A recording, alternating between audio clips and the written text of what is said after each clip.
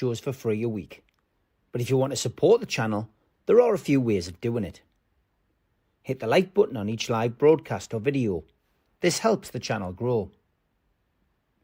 Hit the subscribe button and select the all notifications option. Hit the thanks button to buy a super sticker. You can do this on the live chat too. You can also join our Patreon page or buy us a coffee at the link in all of our video descriptions below. We are also looking for sponsors.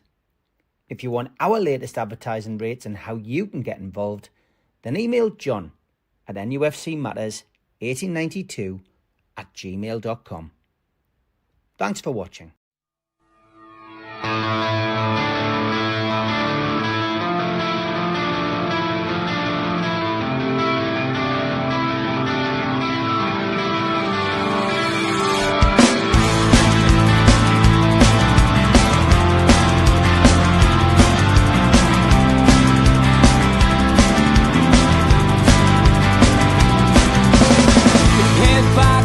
Critics attack. It feels like I've been talking to myself again.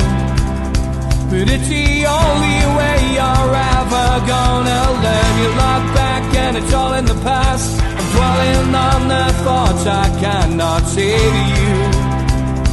If I don't say the words, then maybe it's not true. And it feels alright when they come and say to you, the only thing that makes us all believe. Good morning, welcome to NUFC Matters. It's an episode of Ask Penman this morning. Good morning, Stu. Good morning, mate. How are you? Very good, very good. Good to see you, and welcome everybody in the chat. Always plenty to talk about. We're going to do an hour this morning to get your questions in. I can see there's some already flying in from John Askew, who will give the first question to. He says, Stu, has your faith in our project taken a slight hit in the light of Isak Gate? Selling our world-class striker for a bit of a snip to a big rival may not be the way forward. So many parts to that question, isn't it? You could answer very quickly yes or very quickly no, but has it taken a hit? Or the Liverpool really our big rivals? We're not there yet. I know we want to be, and I was against selling them. As everyone knows, I was a strong advocate for keeping them. But I think it all changed when they visited his house on the day of the Liverpool game. And when he was adamant he wasn't going to stay, you've got your heart in your head, haven't you? The heart could say, well, just remember the time, stuff you, you're staying anyway. And we will be the dog and you're the tail, you're doing as you're told. But when you start using your head, and in the light of the way the PSR is, was it a bad decision to sell him and get as much money as I can? For me, the big win was for him not to get his bonus, his loyalty bonus. And petty as that sounds, that for me that had to be a non-negotiable from a Newcastle end. It's give us the headroom with PSR. However, I've many times referred to Isak as the tip of our spear and one of the two genuinely world-class players we've got. So to lose him, of course, it weakens the team, but what we've been able to do is strengthen the squad. So it depends on which way you're looking at it, which prism you're looking through. But for me, the fact that his behaviour, it's inexcusable. And I'm sure there's been many words written and said about it, and plenty on this channel as well. I don't think we've sold him to a bigger rival. We've just had to then look and think, get the best deal we can. And as it happens, it was a one-horse race. No one else was in for him. So could he have been restless behind the scenes? Could he have been reintegrated? Would he have dug his heels in? I don't know. But at least this time they've looked at it and thought, right, well, let's do what's best for the team. And unfortunately, the best for the team going into the season was not having such a disruption behind the scenes. Personally, I would have made him stay. And I would have shown him that you're 3 years into a 6-year contract, and he's talking about promises broken. Well, he's the one that broke the first promise, wasn't he? He agreed to play for us and give his best for 6 years. But a fully fit, fully focused Isak is a major addition to any team, at least of all our own, and that's the only one I'm concerned about, Newcastle United. But the fact that he's gone, you can paint it a different way and think, right, if you had how many games he played last year, like fully fit, not the ones where he was just jogging about to try and protect himself from any minor injury he may or may not have had. And if you had the games that Wilson had, touch wood, I think we'll get more games out of our two new centre forwards, and that can only benefit Newcastle United. Yeah, certainly can. The question from Michael is very simple, and from Les: where is the Christmas tree? Hang on. There it is. Yay! Christmas is on its way. The tree's up. So there we go. We waited long enough for it. I had to close the curtains because the sun was belting through it. As Steve Bennett was here last week, he'll remember when he came in. Well, he won't remember leaving, but when he came in, the sun was glaring through the window, so I've had to close the curtains, which actually makes the Christmas tree look nicer. Fantastic. John also says, his second question, are you confident that David Hopkinson is the right man to drive us forward off the pitch to help on-field business advance? It's vital he gets it right for all our hopes. Do you agree? What's your views on the new appointment? Well, the proof will be in the pudding, but they keep going on that with the phrase that everyone uses these days is best in class, and he's certainly, if he's not the best in the class, he's in the top set, isn't he? For me, his CV is outstanding. He's been able to improve everywhere he's went commercially, and that's what we need in this world of PSR. And I know I've lamented for many months, probably a couple of years now, about our Mr. Silverstone and his role. Now, either he's going to get the help he needs with the contacts that David Hopkinson has, or he may get the old Spanish archer and thinking, well, how come you've missed so many low-hanging fruit, as myself and Dr. Neil have referred to on many occasions. The thing I don't get, and I've listened to some other channels trying to defend or excuse the acts of Silverstone, saying, well, we don't want to sell ourselves short, and when things change, it's always pointing to, without mentioning the Manchester City case. But let's say Manchester City win the case next month, just for debate's sake. And then we get a sponsor, let's say for the training kit, and it's $6 million a year for 3 years. That'll bring us 18 million in, if my maths are simple. But we got taken over nearly 4 years ago. We could have had 3 million a year. And if we do that for the 4 years plus the 3 years, 4 plus 3 is 7 times 3 million, not 6 million, is 21. So for me, that's an excuse that's running dry. We don't want to sell ourselves short. And for me, half of something's better than all of nothing.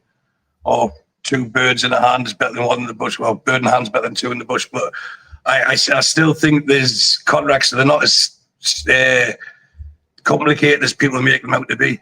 You can be our training kit sponsor. You can be our training ground sponsor. This is what we're going to ask. If things change, this is what you'll have to pay. This is what you'll have to pay. Or we can, come to agreement where a company who's willing to pay us more money will come in.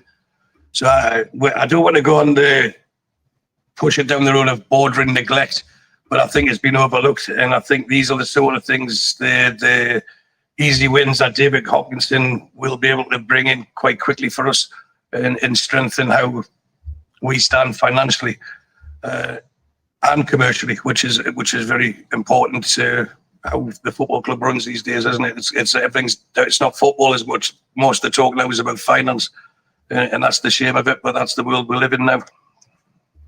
Yeah, certainly is. I'm not sure who this is, but you might. Angel says, "Who is your favourite sister?" That'll be my sister. There you go. Considering I've only got one, she's got the top prize. So well done to you. Excellent.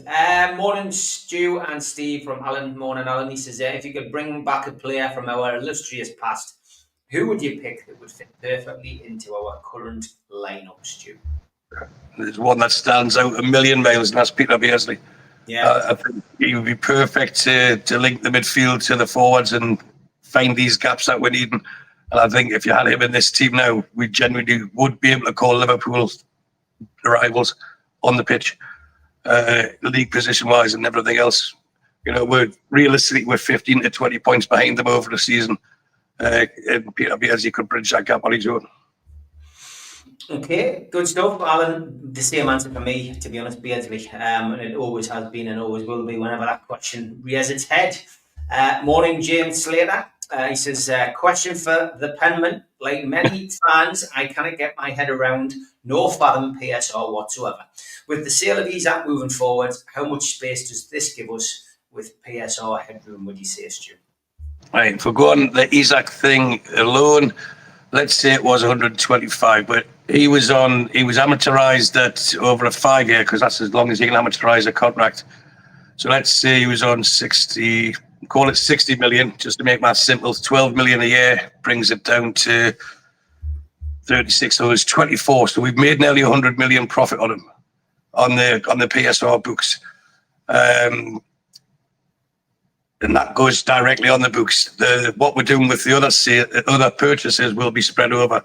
So in effect, 100 million, if you're amortizing that could give us up to, because you've got to take salaries and agents and everything else into consideration, that could give us 400 million to spend. But we've spent half of that already this window. I think a lot of that was in anticipation of this eventually happening, at least one of our better players going. So I would imagine going into January, we've got no worries at all. And then, as we just discussed on the previous question with David Hopkinson,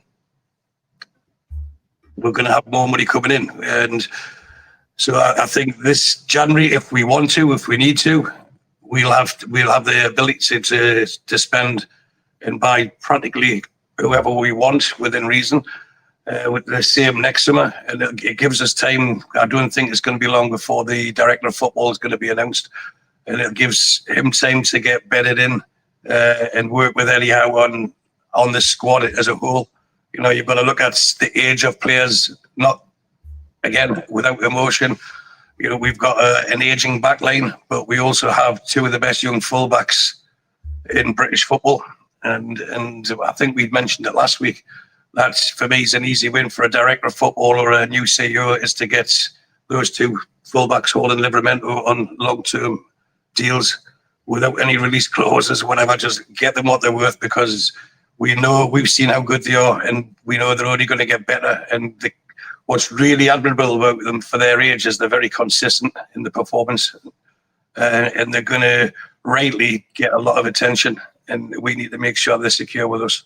So that's the first thing I would do with them. Getting back to the Isak thing, and that's if we're talking about an extra 200 million from now, that's not even including the Adidas money, the money coming from the TV, the Champions League money. There's so much. So it's not nice to lose who was deemed as our best player or most important player, but it can have an advantageous effect on the team going forward. Yeah, certainly can. Yes, just reading a few comments in the chat, which aren't questions. It was nice to see Alanga and Wissa both going. Nice to see Isak on the bench as well. Still clearly not 100% fit, but he is somebody else's problem now, so who cares? John, another question. He says, what lessons should the club learn from Paul Mitchell's 12 months at our club? Could the main one be the sooner the better contracts are extended and players needed to be paid appropriately? I mean, you've already answered the contract extension with Tino and Hall, but the players need to be paid appropriate line stands out there. I mean, can Newcastle alter the wage structure, do you think, potentially with the PSR issue maybe being alleviated with the fee we received from our one-away striker? Well, they can, because there's more money there swashing around, but it's how you use it, and you've got to use it correctly. For example, if we bought in, well, there's so many players that we're linked with, but let's say Sesko, and we said, okay, you're on 200 grand a week. Rightly so, there'll be 3 or 4 other players saying, I want that. So it's not just his 200 grand, it's the extra 40, 50 grand for the other ones. So it then becomes an extra 400 grand a week, which works out at 20 million a year. It gets eaten up very, very quickly. So can we start paying people appropriately? I think we need to. If this summer's learned us anything, it's, we aimed for the stars and end up by the end of the window hitting the sky. But there's nothing wrong with ambition, but perhaps we were over ambitious at the start of the window, or I hate saying this, and I say it reluctantly, we got above our station with the targets that we wanted, and felt we could compete with the clubs who seem to have no PSR issues. So we have to start paying appropriately, and it's how that's managed. And with the CEO who's got a background like he has, that's going to be more his forte. And we've got the CFO already in place. I don't see why we can't start giving people increases, and it's the ones that deserve it more. But you've got to start having not just an attractive football team, but an attractive financial proposition. And I know for you and I and most of those watching, the figures we're talking about is, it's just dreamland, isn't it? You talk about 70 grand a week to 100 grand a week, £150,000 a week. It's these people are earning in a week what's the majority of us are earning 3, 4, 5 years.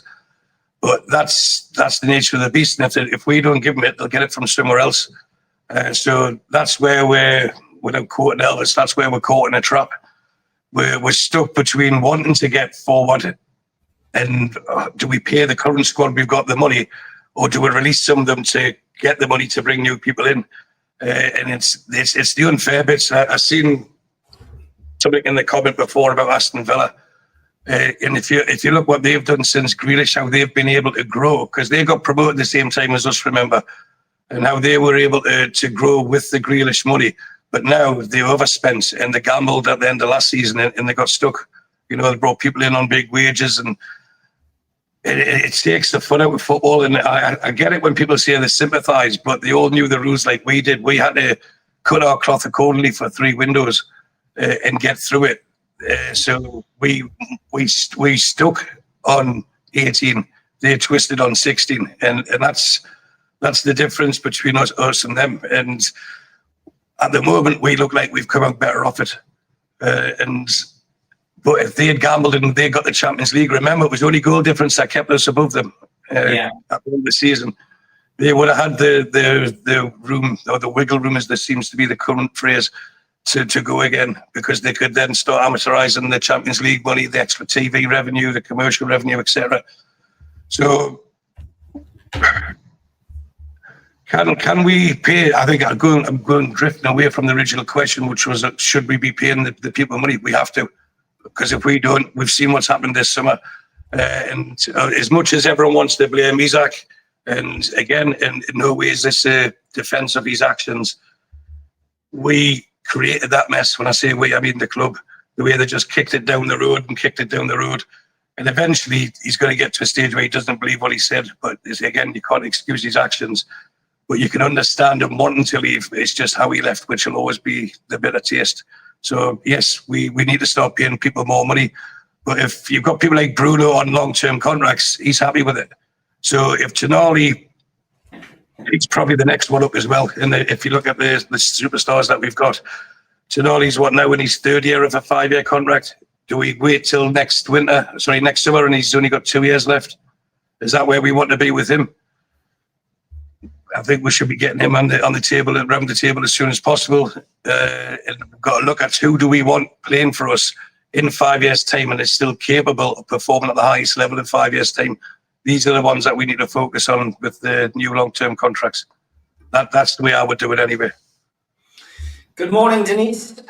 She says, Stu, I feel cleansed and ready to go with our squad and new transfers and the new COE, or CEO, I think she means, and feel healthier for it. I feel we are stronger for it and tons of potential. How do you feel looking forward? I mean, I've heard a lot of people, my mates included, who've said, we've got a better squad, but we haven't got a better team. Steve Hasty said that Friday. What's your feelings on that, Stu? What's your feelings on Denise's point?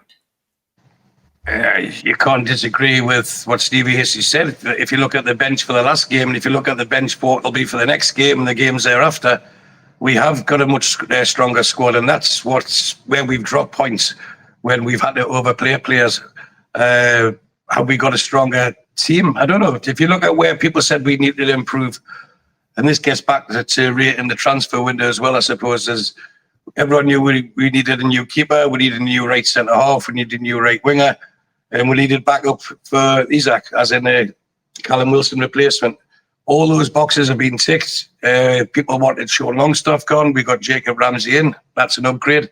So the squad is stronger, and it should be able to get us through more of the games like where we drop stupid points, not in the performance, but in our position, like the Fulhams, the Bournemouths, the Evertons, the Brightons, these sort of teams where we have been shipping points, maybe with a rotation of a squad now where we couldn't risk it in the past, we are able to. But I get what Steve Hasty's saying, the top man, the striker's gone.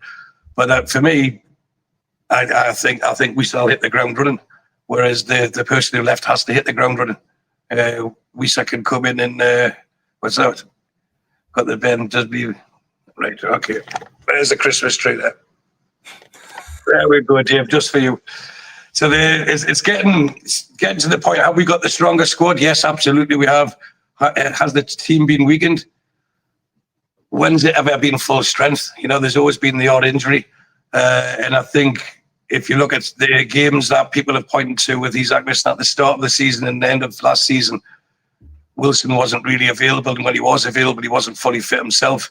We've got two options there that are capable of scoring goals. Wisa proved it last year in a team that wasn't struggling, wasn't going to get relegated, but at the same time, they were never going to challenge Europe. Hopefully he'll be playing with better players. And if he can get even equal the goals input he did last season, then that's going to be more than enough for us. And it gives us more time to bet in Valdemar as well. And that's going to be important. What we didn't want is him coming in and the weight of expectation on his shoulders where he would have to be scoring straight away. He's coming to a new league. Thankfully, his English is fantastic. His attitude seems spot on. But we need to be in a position for moving forward. I think the squad is definitely stronger. The team, I think we'll find out over the next couple of months if the team is weaker or not. I think that they've seemed to have been galvanised by what's happened off the pitch to make us stronger. What's she asking now? She can send us a WhatsApp. Yeah. No, I'm not coming home for the 13th of December. Newcastle, Sunderland on the 13th. Of course, that's right. David's backfired, unfortunately for him. The band wants the tree up now after seeing Stu. Sorry, Ben. That's brilliant. David Vetch, good morning. Do you see a possible tie-up in some way going forward between PIF and Red Bull, eventual multi-club model based on Red Bull model, he says? I'm not sure about that, but I can see us going into multi-club ownership. And I know Mitch touched on it on the Amigos on Wednesday, did it, wasn't it? Yeah. Where Chelsea can sell a player to their feeder club or their multi-club colleagues in Strasbourg and then buy him back 43 days later and then sell them out. So if you look at how that goes, I mean, I don't know the figure they sold him for, but let's say it was 25 million. They get 25 million on the books, they buy him back for 25 million, and that only counts as a 5 million over the year. They make 20 profit, loan him out. He has a good season. I think he went to Swansea. He has a good season there, and then they can sell him again for 30, 40 million next summer. So that's the bit that's wrong with it. But the Red Bull in PIF, this is something that we've talked about for maybe 2 or 3 years, Steve. Not specifically Red Bull, but how many companies want to be cozied up with the PIF. And I don't know if it's negligence or ignorance or just lack of education or research from journalists, etc. But I don't think they realise the size the public investment fund is worldwide. And when you've got a mega company like Red Bull wanting to be associated with them, that tells you that there's something to be in that with. And this goes back to the low-hanging fruit sponsorships that we've talked about. Who can judge what's fair market value? Because when you see some of the deals, sponsorship deals that have been put in, not just in football, but in other walks of life, you think, well, they've overpaid, but they end up becoming good value.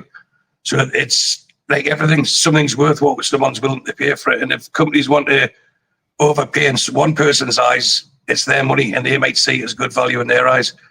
So will we see more with PIF and Red Bull? Possibly. There's a rugby link. Could PIF get involved with multi-sports ownership within the region? That's possible, but I don't know the answer to that specific question. But at the same time, I wouldn't be surprised. Okay, plenty of questions. So but I don't think we'll get through all of these, but thank you for everybody who's sent one in. Villa seem more vocal regarding the PSR scandal than us. Is there a chance they'll consider some sort of legal action, Stu, do you think? They're in Europe and need to invest, but they can't. I wouldn't be surprised if you do a bit of research on their two owners. They don't mind a scrap. And, you know, especially if you look from you, if you put yourself into their shoes, the amount of their own money they've put in to make that a success, and then they're not allowed to put more money in to continue the success, it feels like they've just wasted it. I mean, for example, I know Astula was linked with them and with Frankfurt, wasn't he, for £30 million. Now, Astula is a player that has played in the Premier League on several occasions. He's scored in the Premier League. He's also scored in the FA Cup. And that £30 million transfer was not allowed. Yet Ben Doak, Liverpool reserve, was on loan at Middlesbrough last year, went to Bournemouth for £25 million, never played in the Premier League. But that's allowed. And you start looking like, is it being unfair? And you can see teams like Villa challenging it, and I wouldn't be surprised in the least. Forest did, didn't it? And they're getting some compensation now. So that's the bit I think Villa will challenge, and I can see them doing it because they're going to struggle this year to get close to where they were last season. Okay, we've got some great Jeff in the chat. Beware when Jeff's in the chat, you never know what he could ask. Here it is. Have you ever been bitten by anything nasty on your travels, Stu? I get bitten most mornings when I go for a morning walk. I get bites on the side of my head. I think they're just like there's a white man, let's have some of this. And then the mosquitoes go and tell the friends or the sandflies and they all come and have a little nibble. So, yeah, I've been bitten that way and I'll keep it clean considering the time of day. So we'll just leave it at that, Jeff. Nicholas from the Fallon says, is Stu having Mac booze for his dinner? Probably won't be, considering I don't know what match booze or Mac booze are. If he wants to enlighten me what they are, Nick, then I'll still tell you the answer is no. Let me know. Steve Bennett says, never mind remembering leaving, I'm struggling to remember being there. This is after his experience with you, Stu. He met my friend, Mr. Hendricks, didn't he? And struggled after that. Dixie Singh, good morning, our resident Everton fan. He says, at Everton, we're now looking at buying the dock next to the new ground for an arena. Do you think Newcastle will build a new football stadium like us, or do you think a sports stadium like Spurs for all commercial benefits? And I guess that ties in with a question we had a little bit earlier, and that was with regards to the stadium. Let me try and find it. It's from Alan. He says, with Hopkinson's experience with Madison Square Gardens, do you think our future stadium could become a major boxing venue in the country? So, stadium related, and I think somebody asked as well, do you think we'll have an answer on the on what's going to happen next? I mean, I think all the ducks in a row and people getting put into positions does actually help making announcements, doesn't it? Really, on those kind of scales. Yeah, well, for those who used to travel home and away with Newcastle in the 70s and 80s and early 90s, it was a boxing arena a long time ago. But with Hopkinson's experience, to get back to the Liverpool guys' question, Everton fans' question, I believe quite clearly with the influence of Darren Eales, with the influence of Hopkinson, it'll be an arena similar to Tottenham's. Right, okay. Oh, right, okay, I've got it right. So I've already had me. So it'll be an arena, all inclusive, where they can do things like boxing, they can do things like NFL. I think they'll have it where they'll be able to close the roof, because that's similar to what they have in Saudi, like the Kingdom Arena there. They can close the roof and have the boxing.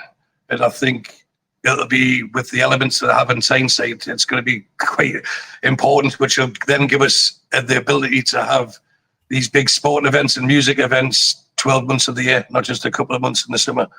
And, you know, with the way technology is, you can roll the pitch on and off, can't you? That's what Tottenham do. And, yeah, for me, it'll be a huge, well, I say huge. I still believe it's going to be 70,000. It'll beat the existing record attendance, which was just over 69,000. That sort of thing will appeal to our owner base. The first game will be a record 70,000 sellout, and with the way the arena is, yeah, they'll be able to get sporting events in there and music events. That's my personal opinion. Yeah, me too. Halfway through the show, time for the ads. Excellent. A big thanks to all our sponsors, Skips and Bins. You can find them at their website, skipsandbins.com. Contact them at www.skipsandbins.com/contact. Say hello to low-cost waste disposal with pay-as-you-go and contract waste management. A big thanks to Mr. Vicky's Sauces, handmade in Cumbria. You can find them at their website, mrvickies.co.uk. Email info@mrvickies.co.uk. or telephone 01768 210 102. Thanks to our fanzine sponsor, United Group Travel. There are no strangers on our tours, just friends you haven't met yet. 2-crew driver and courier, local family company, 3-star plus quality hotels and no interchanges. Hot and cold snacks and drinks available on the coach, all excursions included. Their website, unitedgrouptravel.com. Email beverly.ugtl@gmail.com. Telephone 01670 632 460 or 0791 666 4174. Just £30 per person deposit. Thanks to Media Arts for all the help with the technical side of things. And if you like listening to us as a podcast, you can go to Sports Social Podcast Network or to iTunes, Spotify, or other podcast providers. If you want to support the show, then hit the subscribe button. It's free. We do 7 shows a week. Hit the little thumb up under the video, which is the like button, or click share to share to your social media. You can also join the channel on YouTube by hitting the join button for as little as $1.99 a month. If you want to become an NUFC Matters member, you can go to nufcmatterspodcast.co.uk. It's a £25 one-off fee. You get your pen, you get your badge, key ring, you get your beer mat and your fridge magnet and your membership card, nufcmatters.co.uk for that. And we have an event early next year, 13th of February 2026, an evening with Beardsley, Waddle and Gascoigne takes place at the Tyne Theatre and Opera House. To buy your tickets for that event, go to the box office 0191 243 1171 or Tyne Theatre and Opera House.uk. And don't forget the fanzine. Got 4 issues left for subscription purposes. £25 for 4 issues, and that includes your postage. Obviously, slightly more expensive if you live overseas. But this is all for Age UK, no Tyneside dementia. The cover has been designed. The articles are being written, and it will be posted out in October. Please get yourself onto the website, nufcmatters.co.uk, to order yours today. Let's get back to the questions. And Dave asked this to George yesterday. Stu, you're on death row. What would your last meal be? There'll be people who know me screaming, shouting, pizza, pizza. Yeah, probably. I'd have to have prawns in somewhere, some garlic prawns and pizza. I don't know. I'm quite simple when it comes to going like if you think of an 8-year-old lad's, an 8-year-old lad's birthday party, that's the sort of food I eat all the time. So not this lavish stuff, but for me, a proper pizza, I'll be happy with that. Okay, good stuff. Barry said, Stu, we're still no further forward with big sponsorship deals. What do you think's going wrong? I think we covered that earlier in the show, Barry. I think there's been people just not doing as much as they possibly could. Hopefully, Lurpak butter. It has to be Lurpak butter, but not on a pizza. Regarding the sponsorships, I wouldn't be surprised if over the next couple of months there'll be some announcements. They could be tied in with that. And I'm not. I don't know, I've already said this today. I don't agree with this, that we're waiting for Man City. Why should our future, why should our progress rely on a court case? What happens if it doesn't go their way? I understand that it's already been proved unlawful. Well, now that the Premier League is strained financially with all these court cases, now would be a time, if ever was a time, to go and test their nerve and put one through and see what they say. So for me, I'm trying to keep avoiding the word neglect, but I'll go with it's an oversight, because maybe people are just comfy enough in their roles and feel like I've done enough. Where in this business, you're not it's you're only as good as your next sale, or your next deal, not what you've done in the past. Your past only gets you that position. It's your future that keeps you. So that's for me, Barry. Sorry if that's not the answer you wanted, but for me, I think it's imperative that we now seem to kick on. We can't just relax now. Well, we've got a bit of headroom now with the BSR, so we can relax. Now is the time to make sure that headroom becomes bigger and bigger, and the incomings financially become bigger and bigger as well. We can't keep asking the fans to buy new kits. As nice as it is, as nice as the new original stuff is, as nice as the new tracksuits or everything that comes out, they're all great, but we can't keep asking the fans and to support it, to keep doing it. What they're going to do next year, if they're releasing 20 odd things, it's like every other week something gets released. But I did notice the tracksuit top that Bruno was seen wearing, shown to be wearing, didn't get as much flack because we've spent some money. So it shows you, doesn't it? The gear, most of it is really good, but I don't want to be so flippant. So if you don't like it, don't buy it, because not everyone's in a position where they can just say, okay, I like it, I'll buy it, about most things in life. But there's enough selection there for you to be able to choose, okay, I really like that one, I'm going for it. But my opinion is that's not how we're going to grow quickly, or quicker, as quick as we'd like to. That to me is just a bonus, and it gives us something nice to wear. Davey, good morning. He says it's a 35-game season for me now, with 2 point gained as a bonus. I'm going fifth. Has Stu reevaluated his prediction? No, my prediction was fifth, and I'm sticking with fifth. And I think on the caption at the bottom it says fifth's a new first. I get the 35-point season. I only think we're 2 points behind from where we were, if we go comparison to last season, and that was the game against Leeds, because we beat home and away all the promoted teams the season before, where last season we got beat away at Aston Villa comfortably, and we drew at home to Liverpool. So goal difference-wise, we're stronger, but points-wise, we're not, and it's points that get you the prizes, isn't it, as Bruce Forsyth would say. We have to make sure that if we look at 35 games, how many points are required to get in the Champions League. I think fifth will get us the Champions League again this season, with the strength of the English teams in Europe.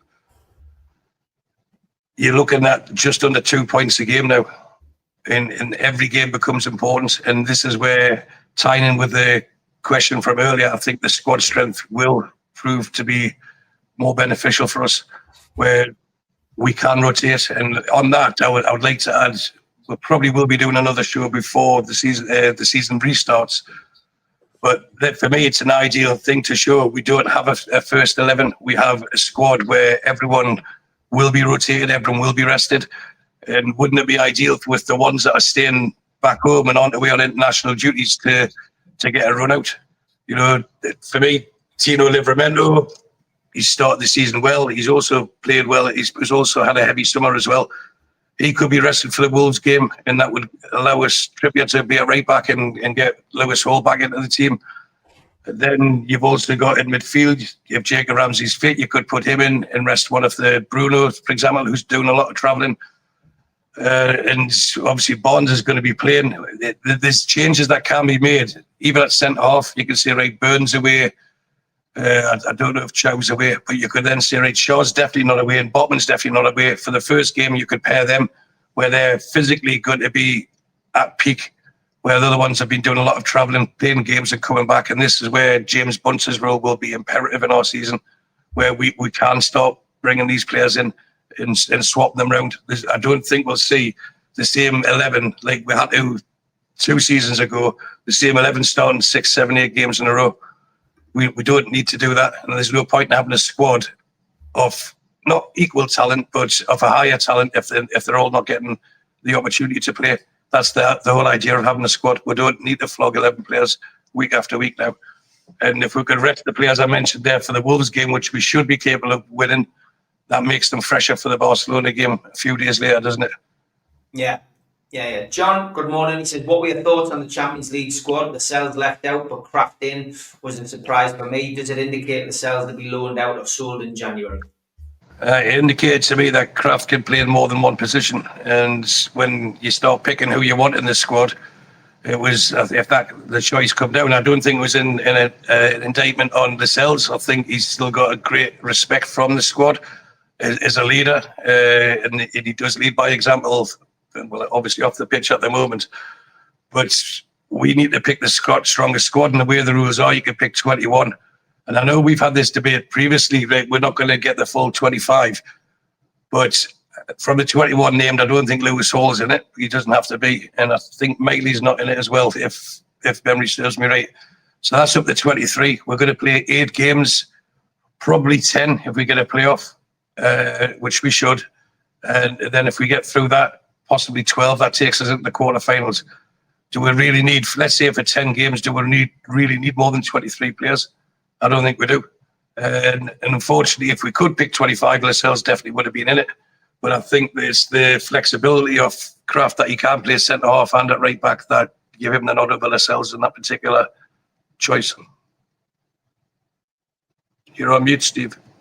I've just seen a question from Shieldsy there about facial recognition. Are we worried? There it is. I was trying to find with Hopkinson employed.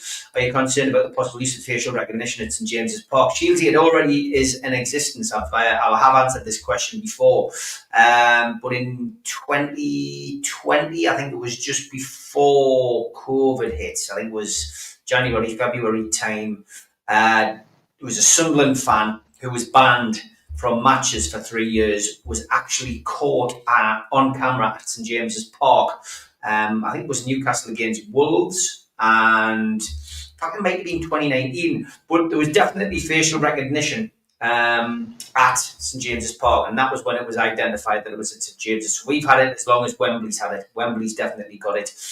Newcastle's got it. I think Arsenal has got it. So, my mindset with that is if you've got nothing to hide, why let it concern you? It's for the benefit of everybody and the safety of everybody within the stadium. We all know stadiums can be the target for some fairly unsavoury characters who have bad intentions. So hopefully, that prevents those kind of people from coming to the stadium and doing something that they shouldn't. But just thought I would answer that for Stu because I knew the answer to it. John says, do you think over £1,000 for hospitality is fair for the Barcelona game? And that's not the top hospitality package. Of course not. It's ridiculous for 90 minutes of football, isn't it? But it just falls into the category of supply and demand. And if you don't think it's good value, you don't buy it. Even if you do think it's good value and you can't afford it, then you're not going to buy it. And if you can't afford it, I think it'll be used for businesses more for tax purposes, isn't it? They claim they're entertaining guests and stuff. Yeah. And it's a market that they've had to tap into. But again, that goes back to, are we milking the fans too much? For me, £1,000 for a game, it would have to be like a Champions League Cup final with Newcastle in an FA Cup final, a League Cup final, or Scotland actually getting through the next round of a major championship. It's a one-off thing.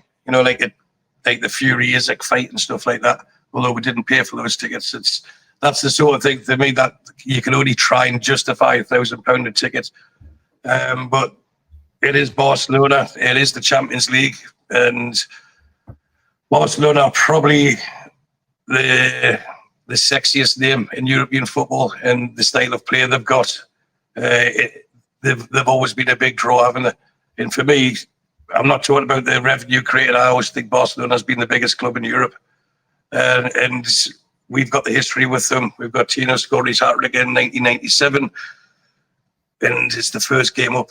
The rest of the games that we've got, but yes, it's fantastic. We're in the Champions League, but there isn't standout. Wow, I can't wait for that one. Barcelona, we can. So I can understand why the club are doing it. Not that I agree with it. I can understand why they're doing it. And those who are in a fortunate enough financial position to pay that money, I don't think it would be their last £1,000. For me, there'll be business owners and they'll say I'm entertaining clients when they quite clearly aren't. But that goes down to tax laws as well. So we'll give that one a wide berth. Davey's got 2 questions. He says, does Stu have to put on a posh accent or do the locals over there understand him? No, I get away with it. It's actually, I use it to my benefit because if I'm getting annoyed with him, I can speak fast and jolly and I can get away with the odd insult and then it gives us time to regroup. But all I do is speak a bit slower and that's it. a bit more clearer, and I don't have a croaky throat like this morning. And that's not because I've been drinking this morning. I went up for a walk in the humidity, and then I've done a lot of swimming, so my throat's a bit dry.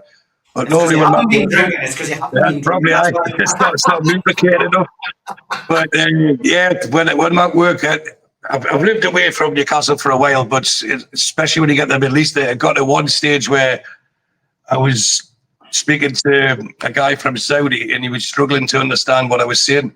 So we had to get an Egyptian to tell him in English. No, it was an Indian was telling him in English what I was saying in English. And then the Egyptian said in English exactly what I said. Then he reaffirmed it in Arabic. But most of them I do speak a bit slower and a bit more clearer. And even if they don't understand, they just nod and give me money. Give me money. Corner of the Gallagher was my spot in the 80s. Where did Stu stand? For my formative years, I was in the scoreboard. I used to go with the Heat and his dad there. And then once I got old enough and big enough and hard enough, I went into the corner, near the back. You know, when my mates one of my mates, Darren, used to sit on the wall right at the very back, if you remember. Yeah. But after a few pints, that's something I didn't really want to do. So, but I would go in there just for a different angle. But I did really like it. If someone asked us, were you a scoreboard or corner, my affinity would have been with a scoreboard. Yeah. You always started in the scoreboard. I started in the scoreboard, and then when you were tough enough to get into the corner, that's what you did. Yeah, it was a different school to what the youngins have got these days, that's for sure. But if you looked at the goal from the centre circle to the scoreboard was behind the Gallagher goal, I would have been halfway up to the left, right, to the side nearest there where the corner is, if you're looking from that way on. But if you're looking from the scoreboard, the Gallagher was on your right-hand side. So I was mid to left on the scoreboard, but once I got to like 17, 18, like I say, I could handle myself a bit better, and I grew a bit taller. So I went into the corner from there. Alan says he stopped up to watch the Brazil match. Did you watch it, Stu? Have you watched any of the internationals? No, I did watch the Scotland game last night, which wouldn't surprise any of the viewers. And I thought they drew 0-0 away to Denmark, which on paper is the hardest game of the group. As usual, Scotland didn't get the best of draws. They got Greece, who were a decent team, Denmark, and who's the other team? Belarus, I think, who Scotland should beat home and away. But this is a new Scotland without JC in charge. I was speaking with him last night, and he said it felt really strange watching the game without him being involved. But it was a gritty performance, and they did have chances. And I just think if Scotland had a decent centre half, they would have won that. But Scotland being Scotland, they'll probably get beat 3-0 at home. But I don't tend to watch national. I watch every Scotland game. And I couldn't even tell you. I'm presuming England are on today because they weren't last night, but I couldn't tell you what time they're on or even who they're playing. So I did read something they're at Villa Park. But if I'm free, I'll watch it for the sake of watching it. I won't be one of these people cheering the opposition. You know, I'll watch it because should be Newcastle players in the team, and I hope they play very well and injury free. But did I stay up to watch the Bruno game? No, I didn't. Yeah, it's a strange scenario, England, isn't it? It's England and Andorra tonight, of course. It's a 5 o'clock kickoff. But yeah, international football, I really don't watch it until the major competitions. And I'm the same as you. I struggle to get through it at times. Like club football for me only. I know that's the case with a lot of you in the chat as well. Not a question, just an observation, says Shieldsy. Willock's been stealing 11 for a long time. Surely he can be moved on to a Brentford or a Fulham. Yeah, I mean, again, it's top heavy, that midfield. He's a good squad player to have, Willock, but he needs to up his game. Everyone in the midfield does when you've got the three, which are almost, guaranteed picks when fit. It's a struggle, isn't it, to get into that midfield as Lewis Miley and Willock are finding out. And, of course, Jacob Ramsey coming in now, extra competition as well. Yeah, I think Ramsey's superseded Willock to be the one that would replace someone on the left, which is normally Joe Linton. Out of the three starting midfielders, he's the one that misses the most games.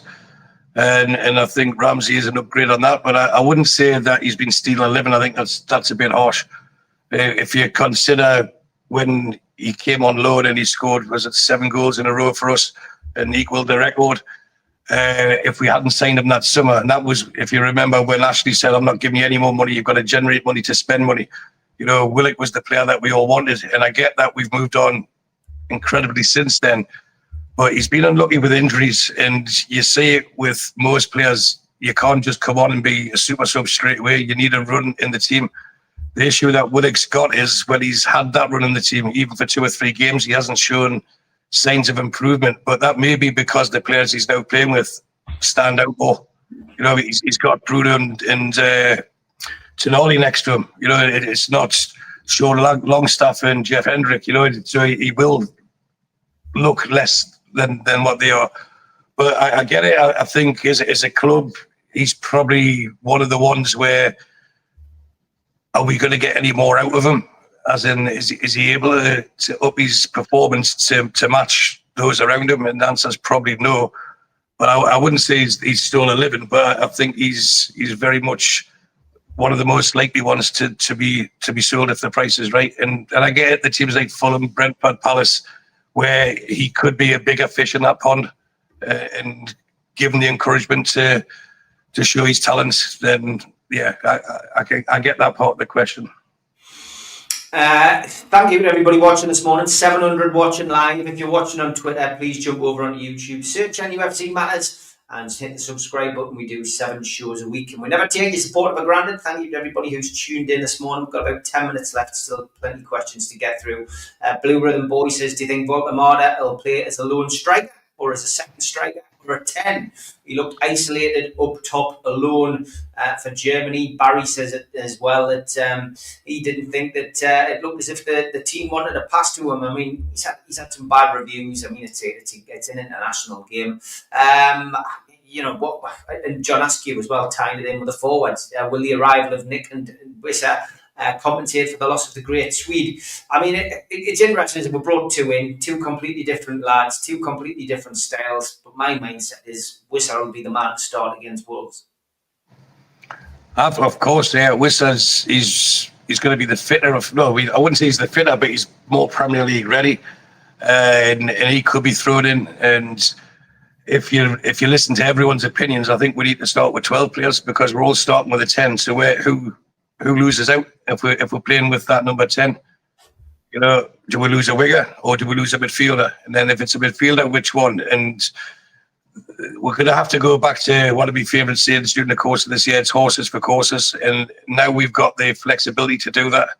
And I'd be very surprised if Voldemort was thrown straight in to start the game, then start against Barcelona, then start against Bournemouth, then start against, who's after that is Bradford. I think he'll get minutes, but he'll be managed. If we look at how Bruno started, he got 10 minutes and 20 and they built it up. But if he plays in the number 10, does that mean we're not playing a 9? And if we are playing a 9, are we playing 4-4-2, you know, or 4-2-3-1? Each game will have its formation, will have its own merits. But I think he needs to get up to Eddie ready, for want of a better phrase. And I didn't watch the game against the Germany game last night, so I couldn't tell you if he was outstanding or if he was rubbish. But that's a different team, different formation, and different players. So he's been bought to play for us, and I'm more than confident Eddie Howe will get the best out of him during the course of the season. But when he start as a 10, no, I think he'll start as a 9, like Isak did. Isak was not a 9. He didn't come here as a 9. He was a floater, wasn't he? He was like left side player that would cut in, and we've morphed him into a centre forward. And I think the same will happen with Volamede as well. David says that Joe Linton coming back from injury, so playing with a 10 could be 4-3-2-1. I mean, so many different permutations. But we've got a variety. We've got a chance to play 4-4-2. You could do that against Wolves, Steve. You could do that against Wolves, you know, and try a different formation and not throw Joe Linton in. The issue with Joe Linton is I think we'll want him for the Barcelona game. But personally, I wouldn't play him against Barcelona. But I think Eddie Howe would want him for the Barcelona game, and he needs to be brought up to his speed. And if you don't play him against Wolves, he's not going to be playing, or it'd be a risk to play him against Barcelona, because the way that they pass the ball about, you'll get turned too quickly. And that's where I think somewhere like Jacob Ramsey could start, because he's more nimble and he's able to get around the pitch quicker. You've got to look at the opposition and then play the best 11 you've got from your squad. And this is what we just talked about in the first half of the show. We've got that choice now. We've got that flexibility. It's not the same 11 where we're too predictable. We've now got a squad to mix it up. So I wouldn't put Joe Linton straight in unless he's 100% ready. James, great question. He says, what footballing rivalry would he consider to be the most in football? What is the biggest rivalry? I guess he's saying Celtic Rangers, Galatasaray, Fenerbahce, Boca versus River, Tyne versus the Mackems. Is there another one you can think of? Well, the Celtic Rangers one's definitely the biggest one in British football. And I think us versus the Mackems is the biggest in English football. But if you look at the Boca Juniors ones, if you see any of the images and videos and from that, it looks like on a different level. Same as in Turkey, but you could do it in Egypt. You've got Zamalek and Al Ahly, where that's quite ferocious as well. It depends on how you're grading it. Are you talking about the level of noise or the level of violence or the level of, discourse that goes on before the game? For want of a better phrase, there'll be like the shithousery that goes on, and then during the game, the needle.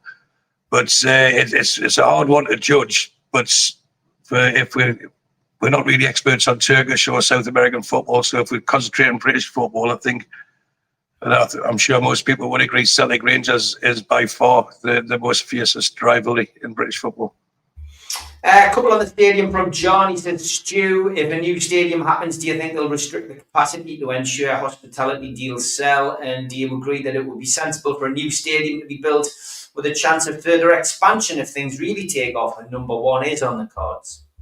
Yes, to both. I think they'll already have, well, I'm sure they have got the plans done, that the corporate will have, I think they'll have a ring of corporate right the way around the ground.